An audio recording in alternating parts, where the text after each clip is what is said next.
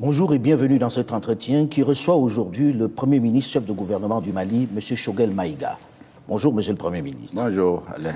Alors, j'ai envie de commencer en disant, vous êtes considéré comme le faucon qui a décidé de bouter les Français hors du Mali. On exagère quand on dit ça? Je crois qu'on exagère. Nous formons une équipe qui a un chef. Oui, mais celui qu'on entend le plus, c'est vous, hein? Celui qui parle à la tribune des Nations Unies, celui qui est sur les médias, c'est vous. On n'a pas beaucoup entendu Assimi Goïta, le président, parler. Et nous échangeons beaucoup, il donne des orientations. Donc je sais plus ou moins, de façon précise d'ailleurs, sa vision des choses. C'est lui qui pense que la France vous a lâché en plein vol, comme vous l'avez laissé entendre à la tribune des Nations Unies. Abandon en plein vol, c'est un militaire. Dans l'art militaire, quand on dit qu'on a abandonné en plein combat, en fait c'est la trahison. Mais on a adouci les termes en parlant d'abandon en plein vol. Ces officiers ont fait entre 15 et 18 ans sur le théâtre des opérations militaires dans le Nord. Ils ont été enlevés, séquestrés par les terroristes pendant des mois. Ils ont échappé à des embuscades. Et lui, c'est le commandant des forces spéciales, les opérations les plus... Il était sur le terrain. Difficiles. Donc c'est des hommes qui ont vécu dans leur chair, dans leur âme, toutes les trahisons, tous les coups bas. Le mot trahison revient beaucoup dans vos propos, Monsieur le Premier ministre. Quand vous dites trahison, trahison de la part de la France, alors la France vous dit, nous sommes venus vous aider, et si on n'était pas venu en 2013, le Mali n'existerait peut-être plus. Comment peut-on parler de trahison dans ces circonstances-là? Est-ce que vous savez que des hautes autorités françaises, des sénateurs, des députés, dans des débats, on dit clairement qu'il faut donner l'autonomie au Nord. Il faut un plan d'autonomie, que les Maliens du Nord et du Sud ne peuvent pas vivre ensemble. La fédération? En fait, ils voulaient diviser le Mali par une fédération. Le 15 mai 2015, quand l'accord pour la paix et la réconciliation issu du processus d'Alger a été signé, le lendemain, le ministre de la Défense français, Jean-Yves Le Drian, il a donné une interview sur RFI. Il dit que les Maliens du Nord et du Sud ont tout fait pour vivre ensemble. C'est difficile. Conclusion, on l'attire. Avant lui au Sénat, que ce soit de gauche ou de droite, au Parlement, c'est documenté, ils ont dit qu'ils vont donner un plan d'autonomie au Nord. Le ministre des Affaires étrangères de Nicolas Sarkozy, Alain Juppé, je l'ai écouté, j'ai documenté. Il a dit sur la chaîne LCI que son dernier voyage au Mali, en mars 2012, il a dit à ATT qu'il faut donner l'autonomie aux Touaregs. Des chefs indépendantistes ont dit que c'est la France qui leur a promis de diviser le Mali pour faire un État. Donc, quand après le pays a été envahi et que notre gouvernement a saisi l'État français, ce qui a été dit, convenu, pourquoi je parle de trahison? Ce qui a été convenu, la lettre est très claire, appui aérien et à renseignement. Il n'était pas prévu des militaires français au sol. C'est les soldats maliens qui ont libéré Konna, qui ont libéré Gao, qui ont libéré Tombouctou. Arrivé à Néfis, c'est l'armée française qui leur a barré la route. C'est la mer des... C'est réel ça que l'armée française a empêché d'entrer dans Kidal? C'est authentique. Avec quelle explication? Comment c'est expliqué qu'ils ne puissent pas rentrer dans une ville du Mali? Ils se sont opposés par les armes et l'ambassadeur de France qui était là en ce moment, il s'appelait Christian Rouillet, pour avoir dit à son gouvernement, vous êtes en train de faire une faute. Ceux que vous soutenez ne sont pas représentatifs, ni dans la communauté touareg, ni dans la communauté. Ne vous discréditez pas avec eux. 2 jours après, on l'a relevé. Vous savez par qui on l'a remplacé? Non. Par l'officier de la DGSE, l'officier de liaison avec les mouvements la Direction séparatistes. générale de la sécurité extérieure, les services de renseignement. C'est un officier qui vient, qui s'appelle Gilles Huberson. C'est lui qu'ils ont désigné ici comme ambassadeur. On se souvient, la liesse populaire ici, lorsque François Hollande, alors président, est venu ici, où on le remerciait pour avoir sauvé le Mali. 9 ans après, qu'est-ce qui s'est passé pour qu'on demande à l'armée française de partir dans la rue, partout, les politiques? Non, parce que ce jour-là, les Maliens ont crié à la sincérité des dirigeants français. Mais lorsqu'on a empêché l'armée de rentrer à Kidal, les Maliens se sont dit, mais attention, qu'est-ce qui se passe? Et comme par hasard, les terroristes se sont trouvés dans ce sanctuaire-là.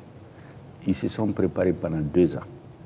Pendant ce temps, l'armée française qui n'était pas prévue d'être au sol.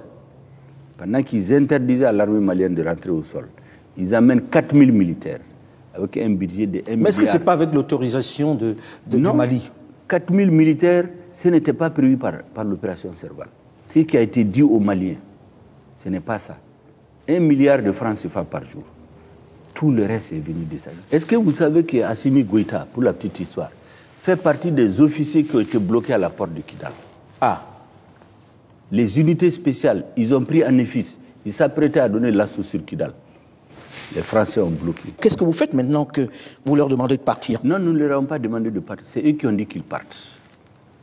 Ce qui s'est passé... Sous une certaine pression de la part des autorités et de la rue. Pas du tout. On a vu les pancartes fleurir les pancartes sont venues plus tard. C'est eux qui ont dit, le 3 juin et le 10 juin, parce qu'il y a un nouveau gouvernement, qu'ils vont quitter le Mali au motif que le Mali s'apprêterait à discuter avec les terroristes. C'est la raison avancée. Vous avez un accord de défense avec nous. Vous décidez d'en sortir. Vous ne nous avisez pas, c'est sur les médias qu'on apprend. À un sommet du G5 Sahel, le président français vient tout d'égo annoncer. Ce jour-là, notre président lui a dit, monsieur le président, ce n'est pas comme ça. Deuxièmement, nous savons que les deux forces terroristes au Sahel, c'est Al-Qaïda et les GIS. Les 70%, 80% de nos problèmes, ça vient d'Al-Qaïda. Toutes les emprises où il y a Al-Qaïda, les Français disent qu'ils les laissent. Ils partent se concentrer dans la zone des zones 3 frontières. Donc c'est une façon de dire au Mali, on vous livre à Al-Qaïda. L'accord qui nous lie, on le relie, on fait le divorce en bonne et due forme. Nous avons proposé une réécriture de l'accord, ils l'ont mis dans le tiroir. Certainement en attendant de renverser le régime, ils n'en ont parlé à personne.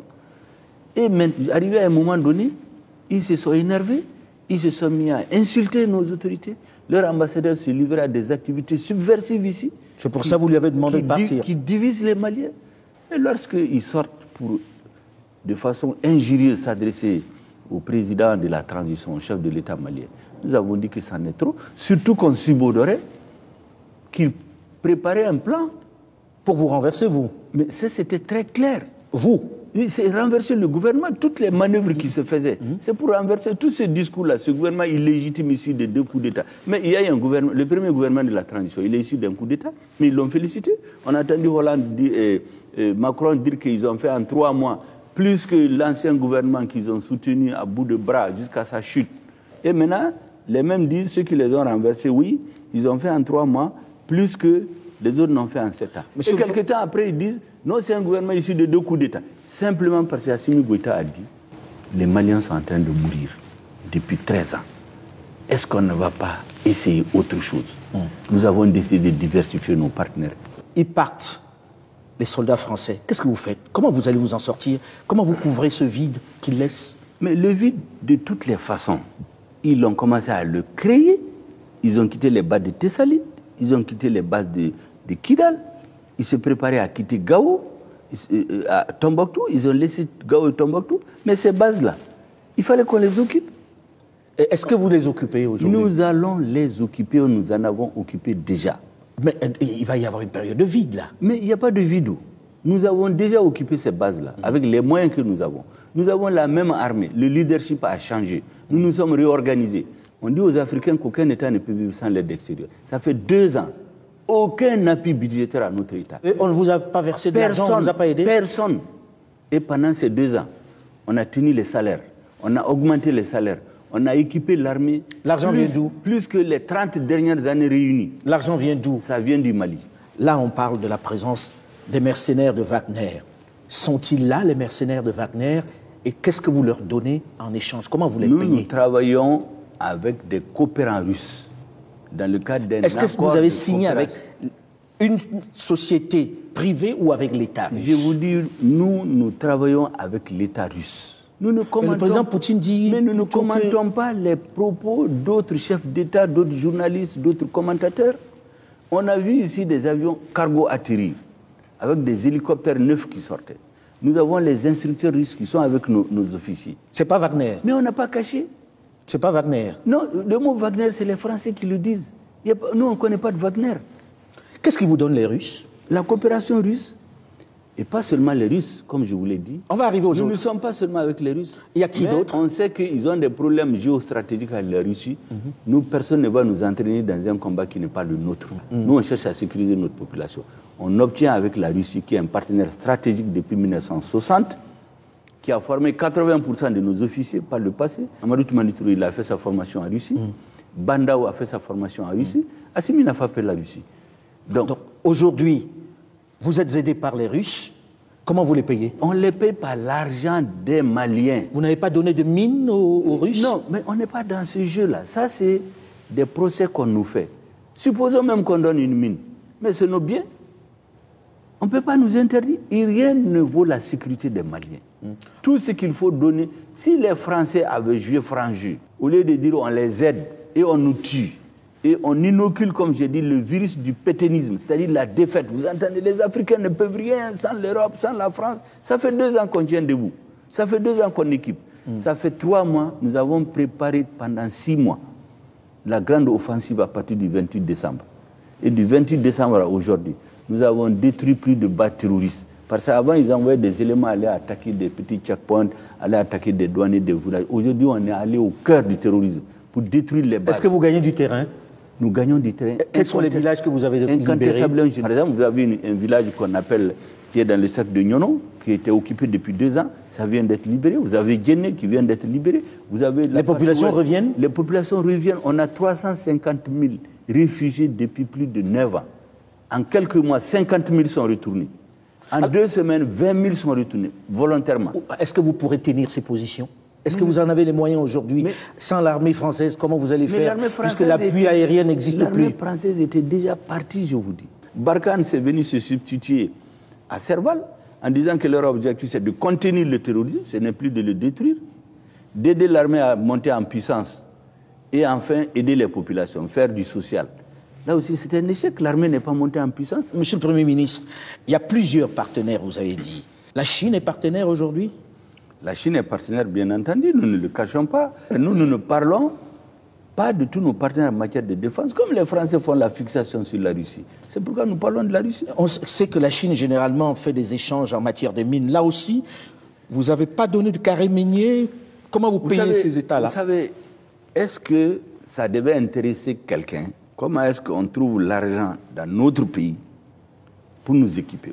Pour nous, qu'on paye avec des mines, qu'on paye avec de l'argent cash, qu'on paye avec de l'or, qu'on paye avec du diamant, tout ce qui nous appartient légalement, ce n'est pas l'affaire de quelqu'un. Il y a des sociétés occidentales qui sont là, qui exploitent les mines, personne n'en parle.